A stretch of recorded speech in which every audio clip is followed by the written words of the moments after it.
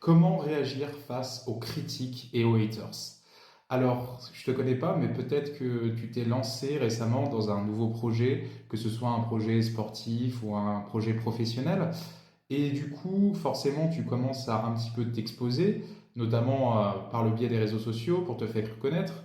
Et donc, ton audience commence à grandir. Et là, tu te retrouves en fait avec plusieurs catégories de personnes.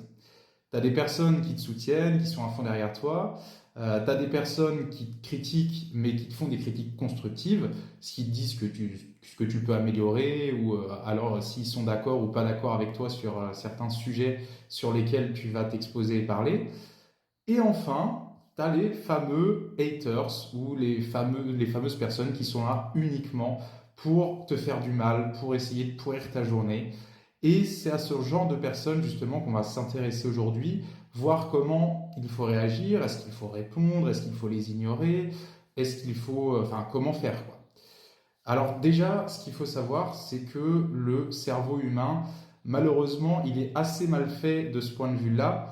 C'est que tu peux avoir 95% de commentaires positifs et 5% de commentaires négatifs. Tu vas te concentrer uniquement sur les 5% de commentaires qui sont négatifs. Et ça c'est très très dur à accepter parce que moi-même je l'ai vécu hein. Récemment. J'ai fait un post que j'ai partagé sur un groupe de ping qui a fait pas mal de buzz. C'est concernant le carton rouge d'Alexis Lebrun, de Félix Lebrun, pardon. Et voilà, donc j'expose mon point de vue sur le fait que effectivement ce serait bien qu'il soit accompagné mentalement à ce niveau-là, qu'il est assez fragile de ce point de vue-là.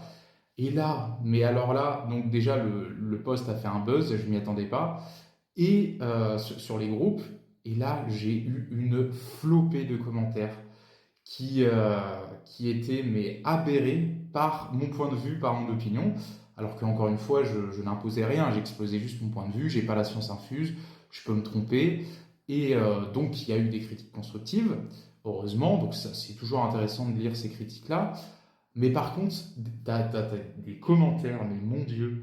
Alors déjà, il y en a, ils ont un syndrome, ils ont un problème avec l'orthographe. Genre vraiment, c'est pas possible. Il y a des gens, en fait, ils vont lire un post et à la moindre faute d'orthographe, bah, alors ça va te tomber dessus. Voilà, je crois que c'est le syndrome de la pédatrie grammaticale ou voilà, enfin c'est le genre de personne, tu sais que dès que tu vas faire une petite faute d'orthographe, dès que tu vas mal t'exprimer sur un truc, tout de suite ils vont te reprendre.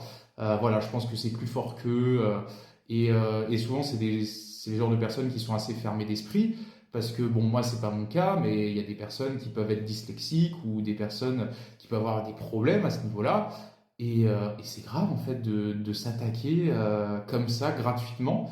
Euh, ouais, juste pour un post, s'attaquer à ce point sur l'orthographe. Enfin bref, voilà, t'as ce genre de personnes.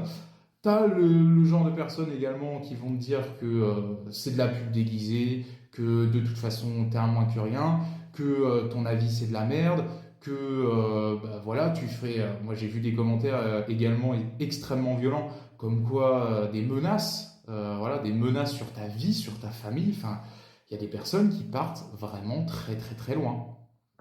Et donc déjà, donc mon point de vue là-dessus, c'est que vaut mieux ce genre de commentaires là vraiment extrémistes, vaut mieux les ignorer.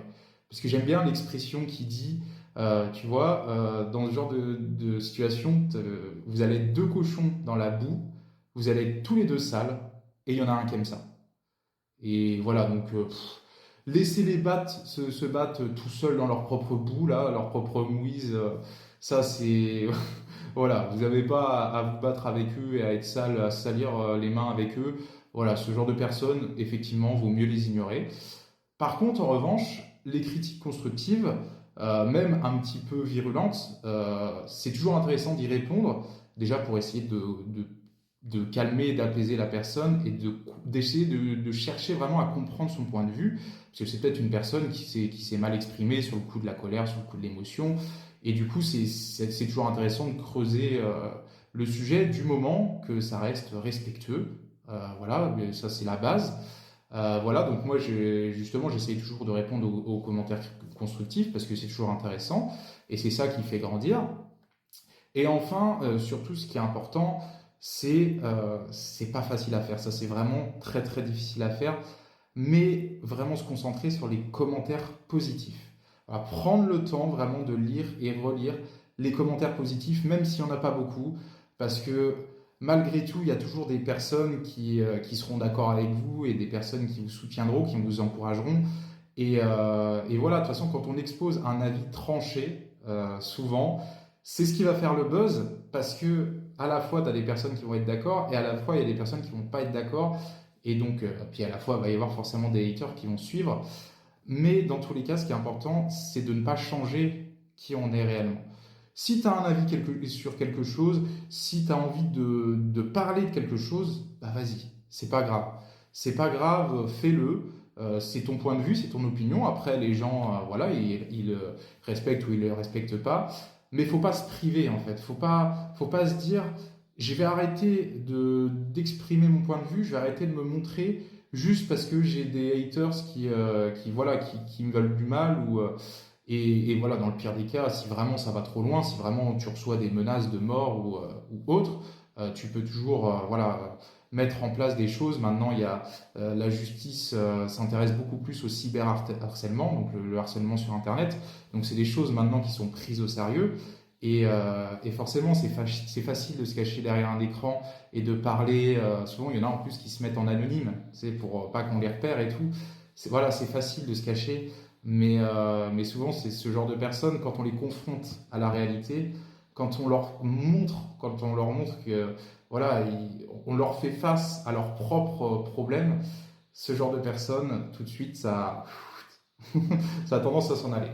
Donc voilà. J'avais pas prévu de faire une vidéo aussi longue à la base, mais je pense que c'est un sujet important parce qu'il y a beaucoup de personnes qui en sont victimes. Et moi, je me suis toujours battu pour ça. Je me suis toujours battu contre le harcèlement, que ce soit dès l'école et sur les réseaux sociaux.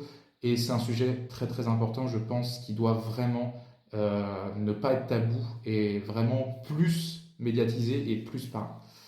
Voilà, c'est tout pour moi pour cette petite vidéo. Je te souhaite plein de bonnes choses, une belle journée agréable et prends soin de toi.